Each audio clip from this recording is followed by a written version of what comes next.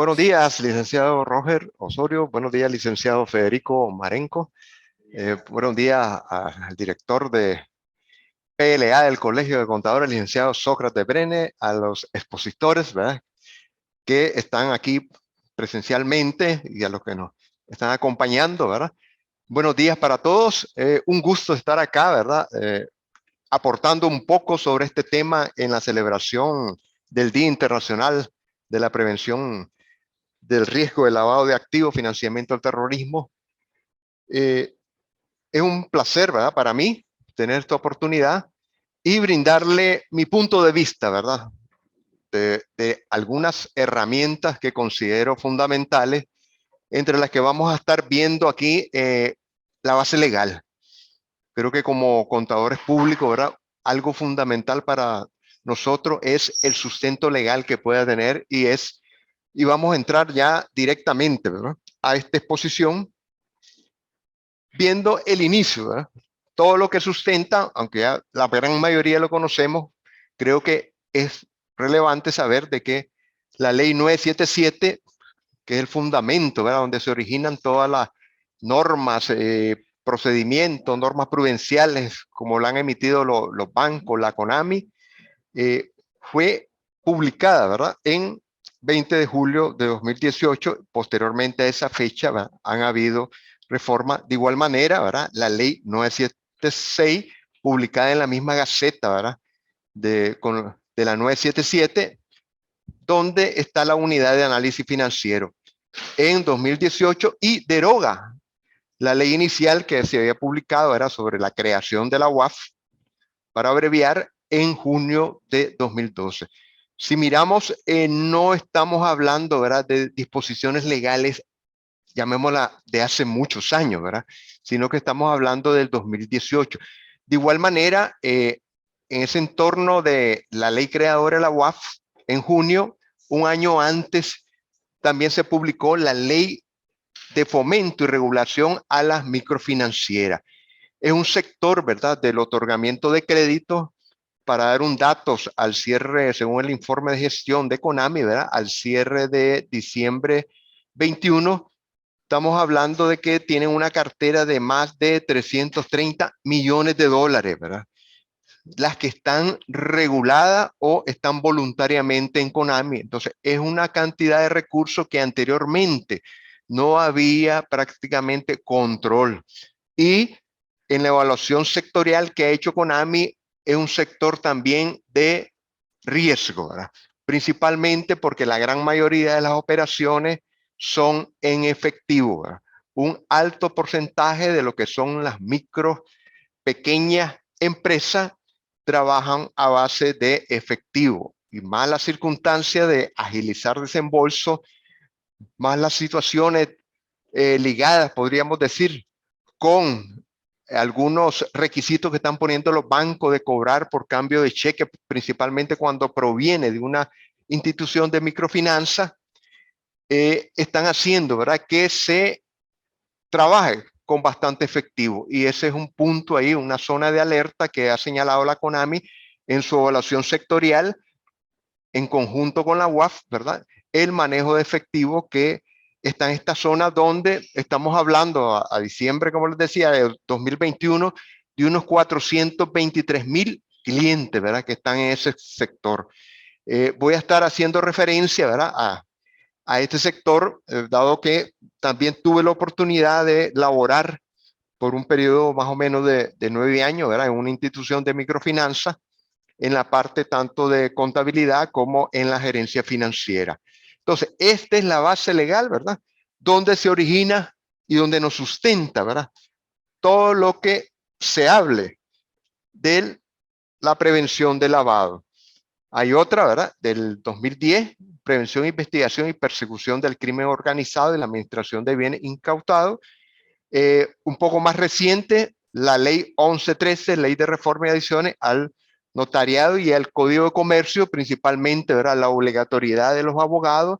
Ahora hay una dirección de información y control que le da seguimiento, ¿verdad?, a todo lo que están haciendo los abogados, porque constituyen, ¿verdad?, a través de los documentos legales, una parte importante para filtrar el origen de fondo en esas transacciones. Ya los mirábamos en las exposiciones anteriores, cuando hay principalmente compra y venta de bienes inmuebles.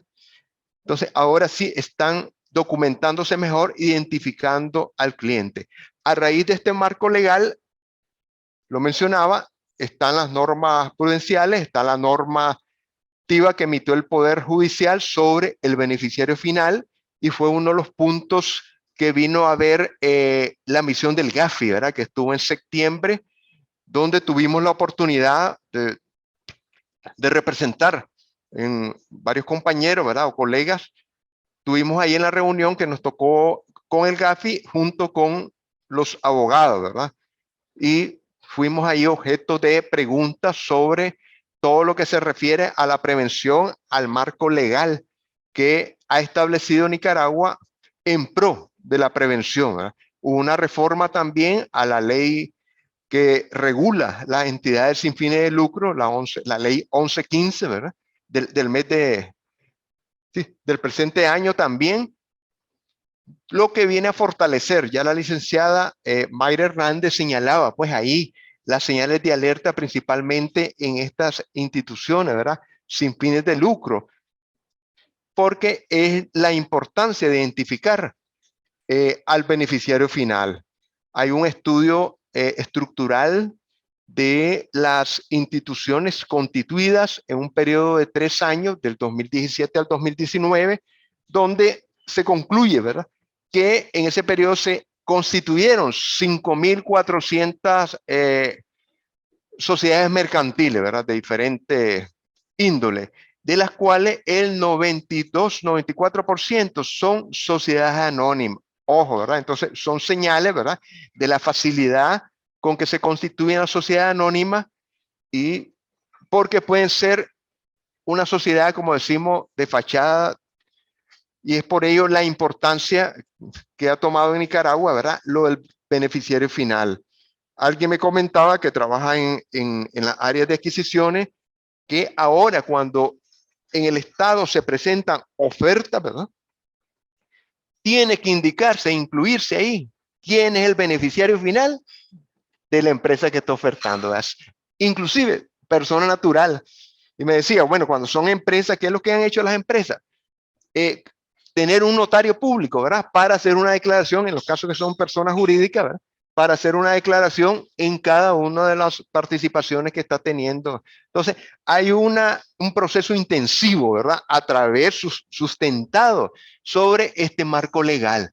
De igual manera, el Colegio de Contadores, ya lo expuso el licenciado Marenco, ¿verdad?, ha emitido la normativa 001 del 2009, donde incorporó, ¿verdad?, ya desde ahí mencionaba la importancia o la manera que nosotros los contadores tenemos que cuidar mucho lo del beneficiario final. Entonces, es la importancia de este base legal.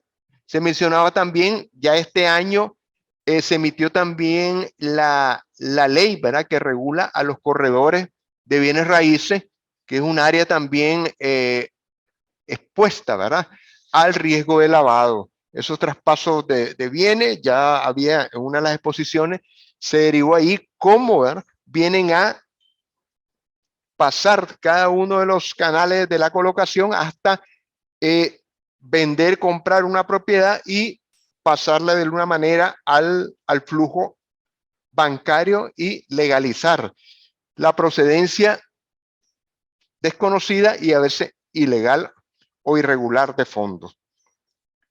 Okay. También nuestro Código Penal, ¿verdad?, marcado siempre en la parte legal como unos instrumentos.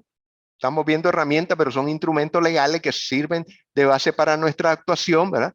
Tienen delitos bien relacionados, y aquí se le llama conexo, ¿verdad?, al lavado, que se encuentran entre otros el cohecho, cuando hay, como dicen, sobornos cometidos por autoridades o empleados públicos, el 447, requerimiento de aceptación de ventaja indebida, enriquecimiento ilícito, soborno internacional.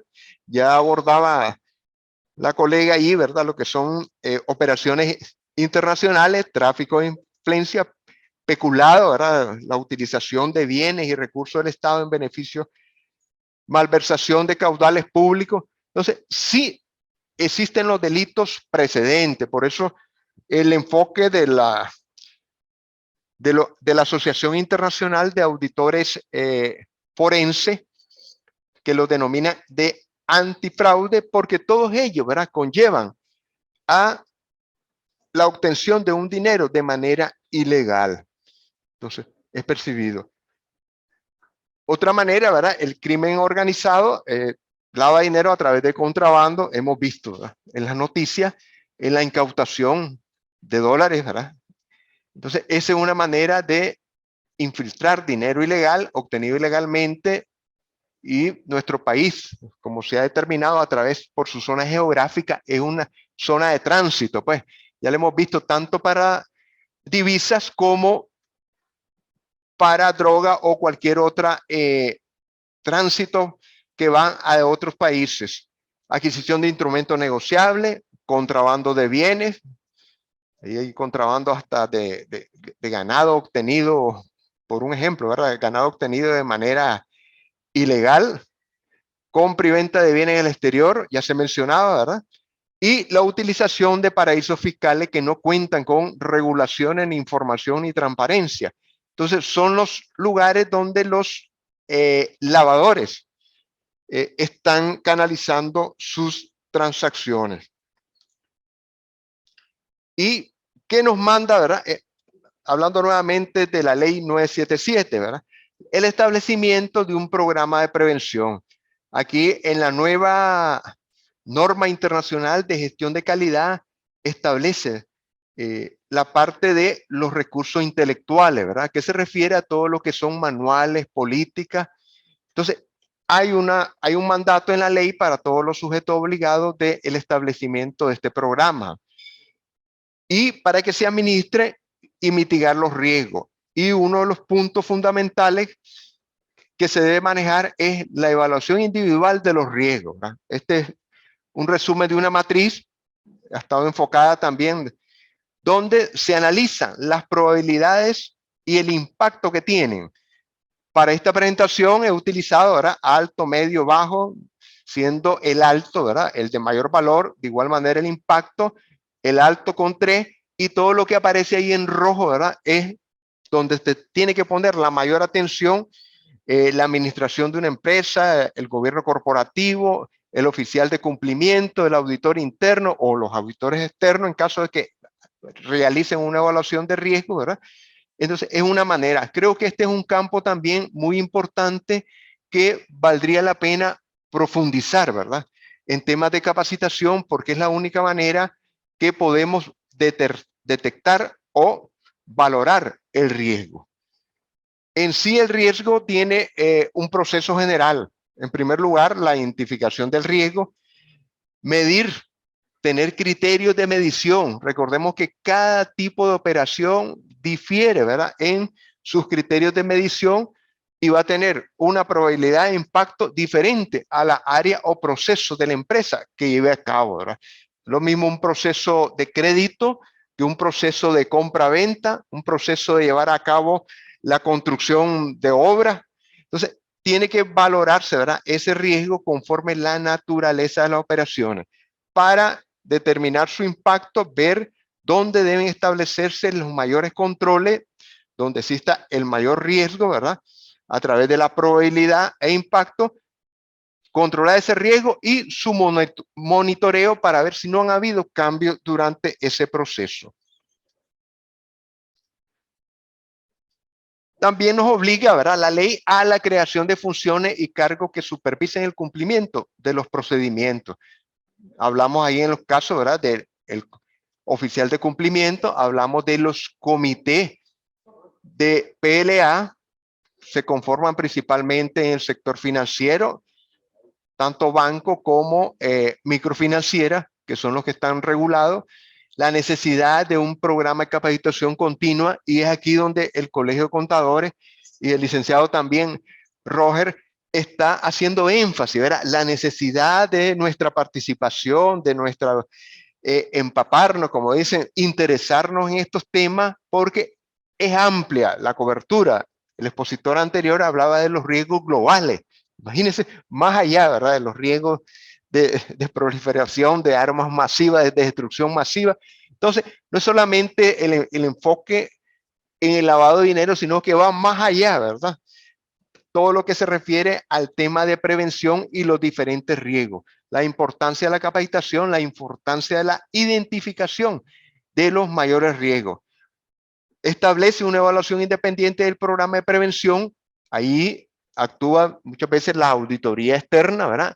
Los especialistas en esta materia. Hay muchos colegas que se han especializado en esta materia de la prevención de lavado y son los más indicados pues para hacer este tipo de evaluación. Entonces ahí está, ¿verdad? El contador público en esta materia para ir en la punta, ¿verdad? Porque pueden haber otras profesiones, otros profesionales, pero es importante por nuestro conocimiento que tenemos de los estados financieros, de cómo prevenir un fraude, de temas de anticorrupción y la prevención del lavado, poder participar, ¿verdad? Activamente en estos programas de prevención. Una herramienta que nos da la ley misma, ¿verdad? Es la debida diligencia del conocimiento. Y es recolectar toda la información posible, ¿verdad? Que tengamos del cliente para ver su profesión, fuentes de ingresos, tipos de actividades, si tiene negocio con otros países, pero también este conocimiento se enfoca a los clientes internos que se denominan, ¿verdad? Incluyendo los directivos, los accionistas, los gerentes, los empleados. Si no conocemos a nuestros clientes en términos general, no sabemos con quién estamos haciendo transacciones y no sabemos con quiénes, ¿verdad? Estamos trabajando. ¿Qué riesgo podemos estar corriendo ante esta situación? Hay algo en las evaluaciones que ha venido haciendo la UAF, hay algo que ha dicho que en muchos análisis que están haciendo los oficiales de cumplimiento se están quedando cortos en la obtención de información del cliente cuando hay una operación sospechosa. Pues. Para nosotros es inusual, ¿verdad? Pero hay en otras áreas para los oficiales de cumplimiento de las operaciones sospechosas. Y dice que no ha habido un escalamiento apropiado, principalmente en el uso de las redes sociales. Recordémonos que ahora tenemos bastante información, ¿verdad? En las redes sociales, es por ello, ¿verdad? El análisis de redes sociales, base de datos, listas de verificación, centrales de riesgo. Donde laboré, había unas políticas que semestralmente tenía que filtrarse a los funcionarios, ¿verdad? Y trabajadores a ver cómo estaba su situación financiera. Porque aquel que estaba en una situación, ¿verdad? De mora con 2, 3, 4 instituciones, es una llamada, ¿verdad? De alerta. Entonces, ojo, ¿verdad? Una llamada de alerta. Hay muchos que están utilizando pruebas poligráficas cuando van en el proceso de contratación, ¿verdad? Para ver la situación, qué grado de verdad está diciendo al momento de un pregunta y respuesta, ¿verdad? Que esté solvente, principalmente si vas a estar en una empresa de sector financiero, ¿verdad? Se da bastante énfasis a esto. Entonces, es un punto muy importante la debida diligencia del conocimiento. En algunos casos creo que ya la han conocido ustedes, pero nos manda, ¿verdad? A hacer un análisis más allá, principalmente cuando los clientes te dicen, no, este dinero lo obtuve de esta manera, ¿verdad? No te brinda mayor información porque puede ser una señal de alerta. Otro punto o herramienta importante es contar con sistemas de información y lógicamente automatizado, ¿verdad? Un ejemplo son los bancos. Cuando nosotros abrimos, cuando las empresas o a nivel personal abrimos las cuentas, hay un dato que te piden, cuánto va a ser los movimientos mensuales, cuánto van a ser los montos, ¿verdad? Y queda ahí de referencia, eso derivo que lo incluyen, ¿verdad? En su sistema automatizado y cuando sale uno, ¿verdad? ¡Pum! Puede hasta bloquearte la cuenta, ¿verdad? Porque te dice, mira, no, ¿qué ha pasado? Entonces, en ese momento le da una señal de alerta y dice, vos tenés un comportamiento que en estos 6 meses ha sido así, ¿verdad? Ande en los rangos que me mencionaste, pero saliste ahorita de los rangos. Entonces, eso, espérate, detengo ahí, ¿verdad? Quiero saber qué pasó, ¿verdad? Y te pido información, te actualizo información, actualice perfil. Y ahí en los bancos no hay mucho, no puedes decir, no, espérate, no puedo, no quiero. No podés realizar esa transacción. Podrías tener ese alto riesgo de un desembolso de un fondeador, por ejemplo, ¿verdad? Que te viene a dar dinero para tus transacciones, no lo puedas recibir, sino que tenés que presentar todos los documentos y todos los requisitos que debes de llenar cuando es un proveedor de fondos, ¿verdad? De su PIC, su perfil integral del conocimiento de proveedor, tal como lo dijimos, tanto del personal, ¿verdad? Entonces son señales de anormalidad. Punto relevante aquí, cuanto más datos hayan disponibles, más fácil, ¿verdad? Va a ser de segmentar y perfilar a los usuarios, porque este es otro tema. ¿Cuáles van a ser nuestras señales de alerta? Tenemos que tener el conocimiento de los tipos, ¿verdad? De clientes, tipos de transacciones que tenemos, ¿verdad? Lo mencionaba también el expositor anterior, la necesidad de llevar estadística, ¿verdad? Para tener mayores elementos del establecimiento de los riesgos y el perfil de los clientes.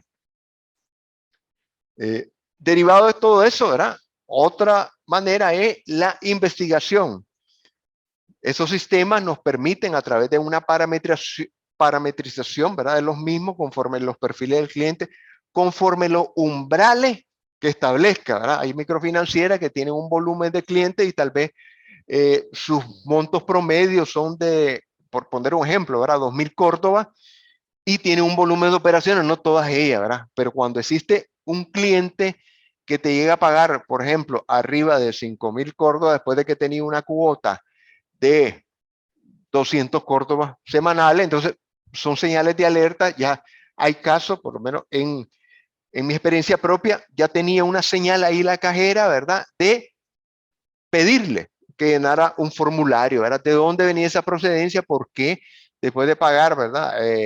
800 Córdoba mensuales, de repente llega a hacer una cancelación anticipada. Entonces, todo es una estructura formalizada a través de las normas mismas que nos establece, ¿verdad? La ley, las normas prudenciales que establecen los bancos, la norma de Econami, en el caso específico pues, de la microfinanciera, para ir reduciendo el riesgo de que pueda involucrarse una institución, ¿verdad? Porque eso sí sería, como dicen, un efecto a la reputación grave, ¿verdad? Más una institución que esté en el sector financiero. Entonces, para escalar los datos de lavado, creo que también han recibido capacitaciones para enviar pues la información cuando es sospechosa, y es ahí donde ha hecho en sus reportes de evaluación y ejemplo la UAF de que tiene que profundizarse más, porque muchas de ellas, ¿verdad? No son necesariamente ninguna operación, ¿verdad? Sospechosa, ¿verdad? O inusual, sino simplemente una transacción que se dio y que se puede justificar adecuadamente. Esos son los que podríamos decir que se llaman falsos positivos. Ah, correcto. Perfecto, ¿no? Tiene toda la razón. Sí. Y vuelvo ¿verdad? Al énfasis de uso de tecnología. Hay algo que se llama visualización de datos, ¿verdad? Es cuando con toda la información que tenemos en los sistemas, ¿verdad? Porque no podemos ir agarrando, como dicen, documento por documento, nos permite crear gráficos, mapas, y de esa manera poder determinar de alguna manera tendencias, valores atípicos, patrones, comportamiento de datos. Eso nos permite establecer parámetros de márgenes de altos y bajos y ver ahí el comportamiento inusual. Todo eso permiten las alertas, ¿verdad? Entonces, por eso la importancia de la tecnología, y creo que también es un tema, ¿verdad? De como herramienta y que debemos manejar pues en los diferentes ámbitos, es como financiero, como contador, como oficial de cumplimiento, gerente general de una empresa, que sirva y cómo interpretar esa información, porque realmente puedes estar viendo una variable, ¿verdad? Y si no tenés los datos, la información de los estados financieros que se debió pues a una incorporación de un financiamiento o un desembolso extraordinario, una venta debidamente documentada, puedes sorprenderte, ¿verdad? Todo tendría que estar debidamente documentado y justificado. Sí. Otra herramienta fundamental, ¿verdad? Es en los documentos que hay que conformar las políticas antilavado de activos, una cultura de riesgo dentro de la organización. Aquí quiero hacer una referencia, ¿verdad?, a lo que es el modelo integrado del informe COSO, ¿verdad? Nosotros hemos venido, los contadores, pues haciendo énfasis de hace muchos años de que salió el modelo COSO, ¿verdad? De los años 2007, 2009, de este modelo, y tiene vigencia. Si recordamos sus diferentes componentes, ¿verdad? El ambiente, la parte superior, donde está la filosofía, la dirección superior, las directrices que tienen que dar, el ejemplo que tienen que dar para el establecimiento de códigos de conducta, el ordenamiento, la segregación de funciones, etcétera. Entonces, está ahí. Y otro elemento importante es la evaluación del riesgo, el segundo gran componente, ¿verdad? Y lo estamos viendo que han sido retomados en, por ejemplo, en la ley 977, ¿verdad? Donde dice la importancia de la evaluación del riesgo. Entonces, el monitoreo, otro componente, las actividades de control, la necesidad de establecer todos estos procedimientos por escrito, ¿no? Porque sí, lo manejamos aquí, no, tienen que estar necesariamente por escrito. Y aquí hay una recomendación que tener un manual de buenas prácticas, ¿verdad? Que ayude a prevenir todo lo que son, ¿verdad? Estos probables riesgos de lavado que pueda estar sujeta una institución. Y cómo utilizarlo, cómo actuar y de qué manera gestionar los riesgos. Eso es algo bien importante. Tenemos en la normativa 01/2019 del colegio, hay un anexo de una serie de alertas, ¿verdad? Igualmente la UAF tiene también una lista de alerta. CONAMI también tiene una amplia lista de alerta, ¿verdad? Pero lo importante aquí es llevarla a la institución donde estamos laborando o donde estamos trabajando. Por eso la importancia de esa matriz de riesgo, ¿verdad? De llevarla conforme las características propias de la entidad donde estamos laborando o estamos evaluando, ¿verdad? Puede ser posición de auditor externo o auditor interno. Sí. Y esa política no es solamente su aplicación, ¿verdad? Le corresponde al oficial de cumplimiento, ¿verdad? Y lo que corresponde al auditor interno, no, sino que es una aplicación a todo el directorio, a todo el gobierno corporativo, que se denomina en la actualidad, ¿verdad? Empleados, consultores y proveedores tienen que tener, ¿verdad? Ese conocimiento de que la empresa, tal como decía la licenciada Hernández, me gustó, ¿verdad? Como poner una manta ahí, ¿verdad? Estamos cumpliendo con la parte del antilavado. Entonces, esto se tiene que divulgar. La empresa, así como se divulgan los valores, la misión, visión, tiene que decir también tenemos una política, ¿verdad? Que reduce el riesgo, ¿verdad? Del antilavado o la prevención del lavado de activos, ¿verdad? En términos generales, para que se conozca, ¿verdad? Estar autorizado, revisarse y capacitar al nuevo ingreso, porque muchas veces sucede de que, ¿y qué pasó? ¿Por qué sucedió esta situación? Bueno, es que a mí nadie me dijo de que era prohibido este tema, ¿verdad? Agarrar una, una donación, una ayuda, salir con el cliente, salir con el proveedor, ¿verdad? Participar, tener cercanía, etcétera, ¿verdad? Entonces, es importante a los nuevos ingresos y en el sector de microfinanza, ¿verdad? Donde laboré, es obligatorio la capacitación, ¿verdad? A todos los que trabajan en la IMF, en la microfinanciera, una vez al año al menos, ¿verdad? Y necesariamente otras capacitaciones al oficial de cumplimiento, ¿verdad? Por su ámbito de acción. Principalmente si no es una persona, ¿verdad? Es de otra profesión diferente al contador, necesita el reforzarse en el análisis de datos, ¿verdad? En los temas de auditoría forense, auditoría prevención, ¿verdad? De lavado y de fraude. Entonces, esa es la importancia de esta política. En la prevención, contratar y promover a los empleados idóneos. El artículo 15 de la ley 977 puntualizó, ¿verdad? Ahí, como uno de los puntos de prevención, contratar personal idóneo. Estas son recomendaciones fijas de los auditores, ¿verdad? Cuando muchas veces, y los manuales tienen que estar que llene, que cumpla con el perfil para asegurar el desempeño de las funciones que tiene. El código de conducta, ya lo habíamos mencionado, ¿verdad? Para crear, ¿verdad? Una cultura organizacional, promover la rendición de cuentas, esto es, ¿verdad? A nivel también de lo que son junta directiva, de aquellos que conforman comité, tienen que justificar, ¿verdad? La función que están realizando y qué logro y qué resultados están esperando. Así como el de venta, ¿verdad? Está diciendo que alcanzó la meta de venta, el de crédito otorgó tantas colocaciones, el financiero tuvo la solvencia de la institución, la liquidez, el cumplimiento de sus obligaciones y obtuvo financiamiento para continuar con el negocio. Entonces, tiene que haber una rendición de cuentas y un informe de autoevaluación de las metas programadas en los POA, ¿verdad? De las instituciones. Y en cuanto al proceso de supervisión, lo mencionaba anteriormente, ¿verdad? Los comités de PLA, por su importancia que tiene, los auditores internos y que tiene la obligación de evaluarlo en el caso de los organismos regulados, ¿verdad? Evaluar al menos una vez al año, ¿verdad? El programa de prevención y los auditores externos también dentro de los bancos y dentro de las microfinancieras. Uno de los aspectos es la evaluación de este tema, ¿verdad?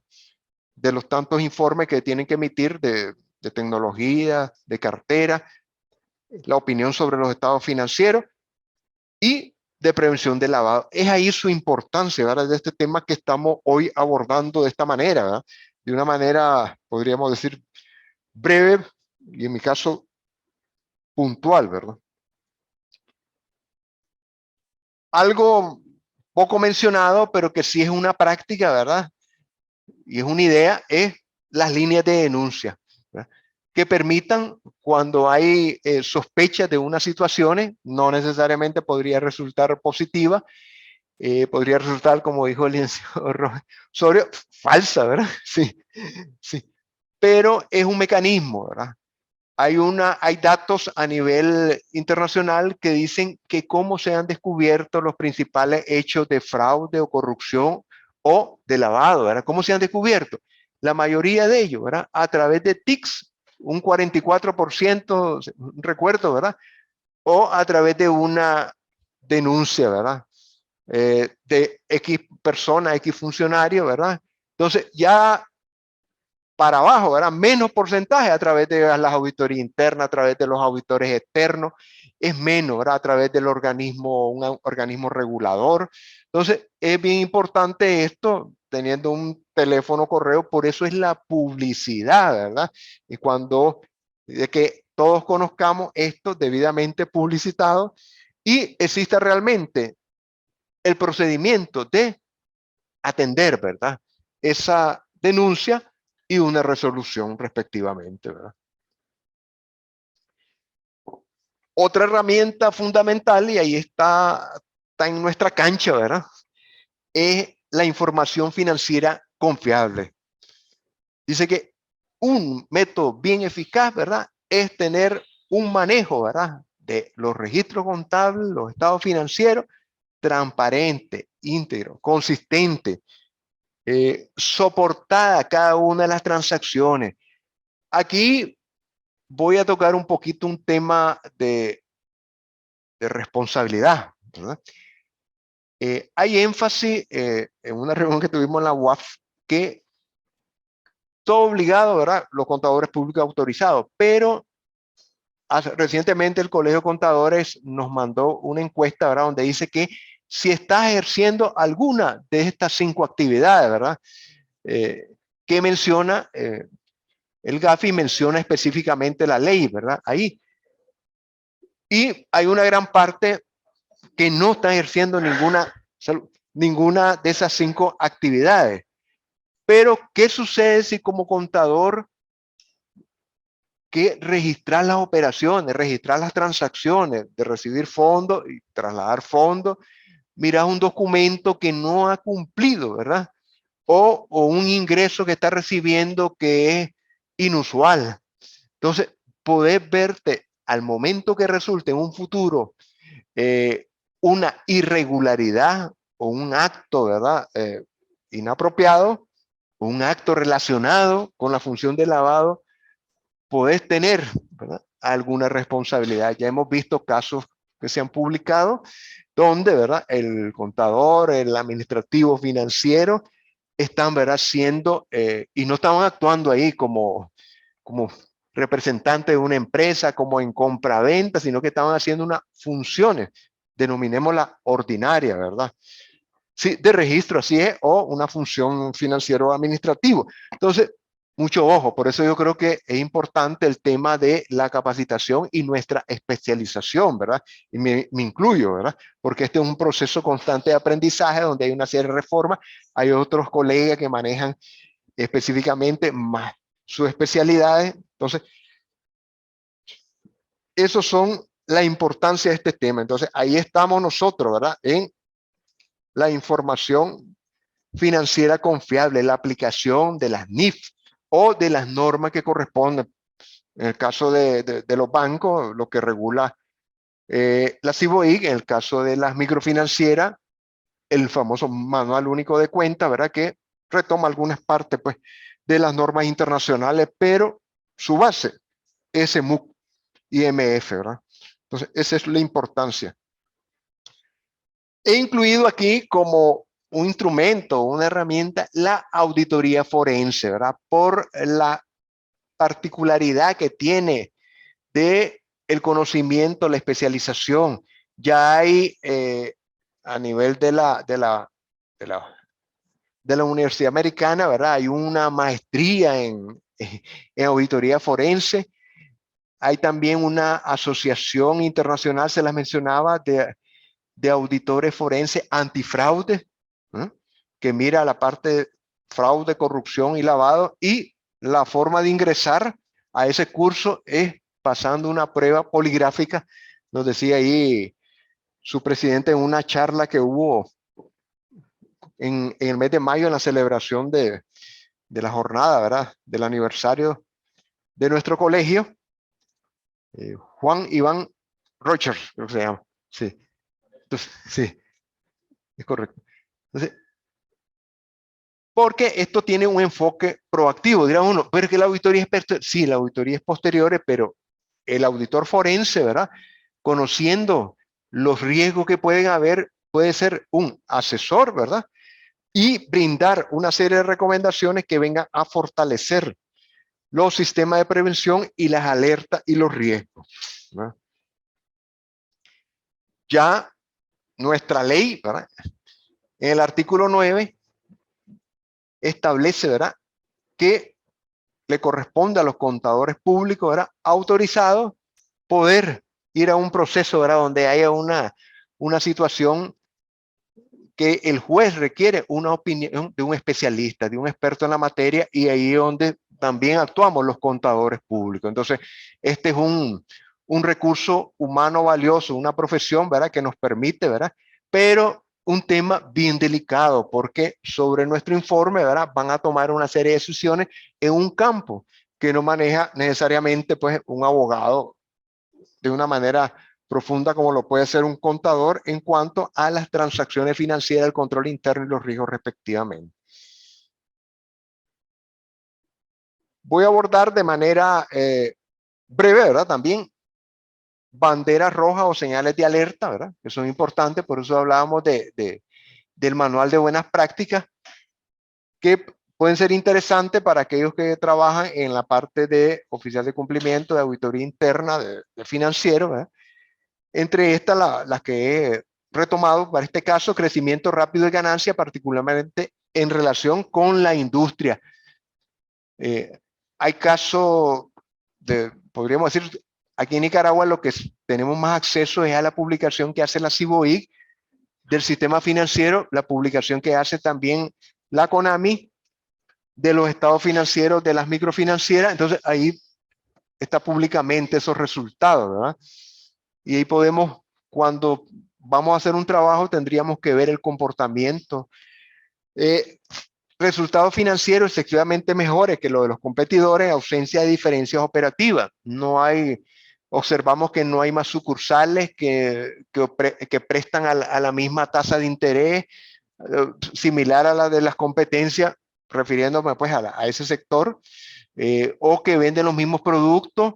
Entonces, habría que ver por qué se dan esos márgenes. Son señales de alerta, ¿verdad? Nadie dice que sea, pero es ahí donde nos manda a investigar, a analizar, a obtener mayor información para poder determinar alguna situación irregular.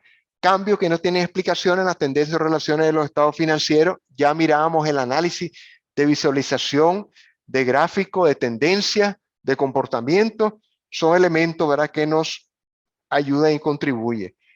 Cuentas de operaciones ubicadas en países que están ubicados en paraísos fiscales y un buen fundamento de negocio.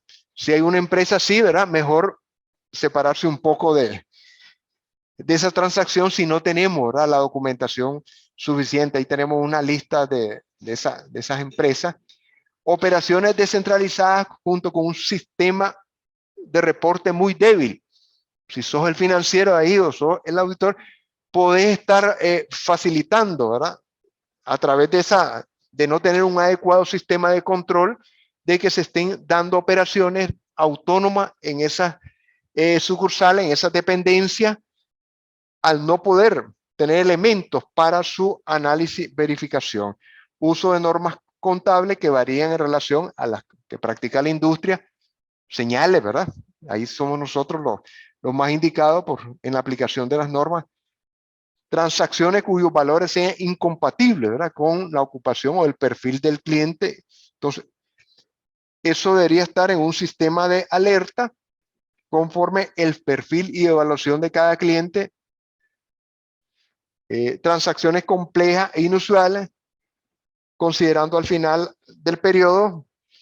Esto llama bastante la atención, principalmente cuando vamos a hacer una auditoría externa, ¿verdad?, de que existan una serie de transacciones y eso cambia definitivamente la situación y resultado de las operaciones. Son sujetas de análisis. No aplicar un código de ética en la organización, ya, no, eso, o tenerlo, ¿verdad? Lo tenemos escrito para presentárselo al organismo supervisor, al auditor externo, pero no hay una actualización ni una comunicación constante. Transacciones materiales con partes relacionadas que no se encuentran dentro del curso ordinario. Ahí también desde el punto de vista fiscal, ¿verdad?, tiene que ver con ese tipo de transacciones, precios de transferencia, ¿verdad? Muchas veces llama mucho la atención, también estaba mencionado en la exposición anterior. Señales relacionados con los funcionarios empleados, vivir más allá, ¿verdad?, de sus posibilidades económicas.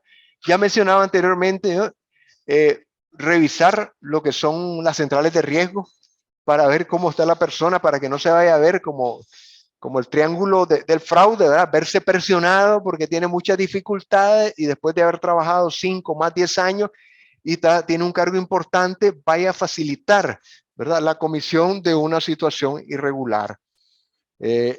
Mencionado también anteriormente, la asociación inusual estrecha con el proveedor y cliente tiene que estar regulado, ¿verdad?, allí en el código de conducta para saber dónde son sus límites, ¿verdad? Evitar esa pipencia, ese estrechez, ¿verdad?, de un proveedor que gana oferta y puede haber ahí una situación, ¿verdad?, que es falta de ética y promover pues una situación no transparente. Divorcio, problemas familiares, esto también se menciona, ¿verdad?, en lo que son los fraudes ocupacionales, que es una manera también de obtener dinero ilegal, ¿verdad? Y todos esos temas tienen que ver con todo este riesgo de lavado. Irritabilidad, desconfianza o una actitud defensiva, principalmente cuando esa persona se le pide información, ¿verdad?, de sus transacciones, no sale de vacaciones porque solo él maneja, ¿verdad?, las operaciones. Todo eso son debilidades en un sistema de control interno que pueda traer irregularidades. Otra forma de alerta, ¿verdad? Y esta es la parte que concluyó mi exposición, ¿verdad? Empresa ficticia, ya mencionábamos el informe del Poder Judicial, la creación abundante, podríamos decir, de las 5.400, como 5.200 fueron sociedades anónimas, falsificación de factura, centros de juego de entretenimiento, juegos de azar. Aquí hay una exposición del licenciado Jack Méndez, ¿verdad? Sobre este tema muy puntual, en una zona de alto riesgo. Puedes acordar ahí con el casino, mira, voy a apostar, ¿verdad? Pierdo y posteriormente me quiero ganar en la próxima, ¿verdad? Y ahí voy a asumir el impuesto sobre la ganancia, ¿verdad? Me das menos, pero ya obtuve ya dinero de X casino o X juego de azar, ¿verdad? Pero esa tiene, o transacciones financieras no reguladas, ¿verdad? Tenemos una serie de nosotros, ahora sí están regulados por la UAP, lo que son los prestamistas o usureros, ¿verdad? Que no calzan en lo que es Konami, porque tal vez no cumplen, ¿verdad? Con un patrimonio, yo creo que la ley de Konami ahí tiene un patrimonio actualizado de 7.700.000, ¿verdad? Que yo creo que por ahí también está afectando que muchos prestamistas no puedan regularse pues a través de Konami, ¿verdad? Porque la demás es más simple, que es el 50% de microcréditos de su cartera de préstamo total. Pero en la medida que Konami va incrementando conforme la devaluación del Córdoba ante el dólar, eso va haciendo, ¿verdad? Muchas no vayan a calzar. Lo bueno que ahora pues están reguladas a través de la UAF, los prestamistas, pero sabemos que hay unos que están mucho al margen y la evaluación sectorial realizada por la UAF y las instituciones del gobierno, ¿verdad? Uno de los temas que indicaron es buscar cómo regular, ¿verdad? A ese sector informal, inclusive el otorgamiento de crédito, y ya hay una creación, ¿verdad? De una institución del Estado que va a facilitar también crédito, ¿verdad? Principalmente a sectores, a microempresas y en sectores agrícolas. Por ahí estaría mi exposición, ¿verdad? Ha sido bastante puntual y espero también les sea como un insumo más, ¿verdad? De las principales herramientas que se pueden utilizar o que están contenidas, ¿verdad? En las leyes, ¿verdad? Más la experiencia propia que existe de nuestro ámbito, de nuestra circunstancia, ¿verdad? Ya hay una evaluación sectorial del Colegio de Contadores que la hizo el licenciado Brenner, donde se miraban, ves ahí la zona geográfica, ¿verdad? Los clientes, los productos y servicios que se prestan, ¿verdad? Porque esa es la única manera para orientar nuestra función. Muchas gracias, ¿verdad? No sé si